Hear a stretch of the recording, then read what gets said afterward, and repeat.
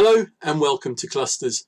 How did you feel when something of immense value was taken from you, actually stolen by thieves? What did you do in such a situation, and did you ever get it back?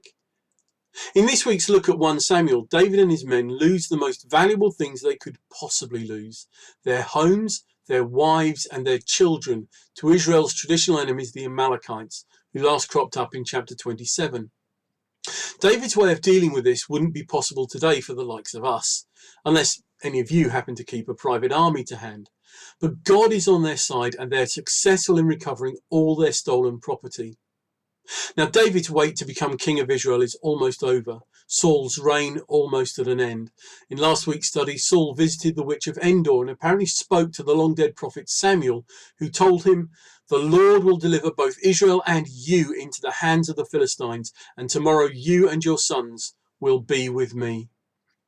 Meanwhile, David's being told that he can't fight alongside the Philistines against his own people. Achish, the king who gave his people the town of Ziklag to settle in, is prepared to trust David, but the other kings of the Philistines aren't, and so David and his men are sent home.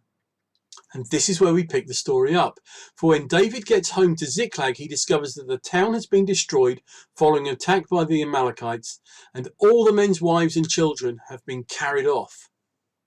Now, the Amalekites had been bitter enemies of Israel for a long time. They'd attacked Israel as they wandered through the wilderness after the Exodus, and attacked the young nation of Israel during the time of the Judges, the time between entering the land and the reign of Saul. Initially, David is faced with the anger of his own men, who, we're told, consider stoning him. But after consulting with God through the priest Abiathar wearing the ephod, David and 400 of his men go after the Amalekites. On the way, they meet an Egyptian, the slave of an Amalekite, who'd been left in the desert to die. But the Israelites help him, and he guides them to the Amalekites, who are defeated in battle, and all that had been taken from them is recovered, plus a huge amount of plunder from the Amalekites. But what to do with that plunder? Should it be shared with the 200 men who were too exhausted to pursue and fight the Amalekites?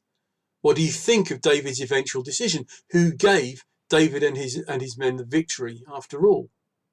But he also shares the plunder with powerful friends back home. David doesn't know that Saul's death is imminent, but he ensures that he is not forgotten, that news of his victory over Israel's enemies is shared, and that the elders of Judah, David's tribe, are kept sweet and on side with the generous gifts. Have a great cluster.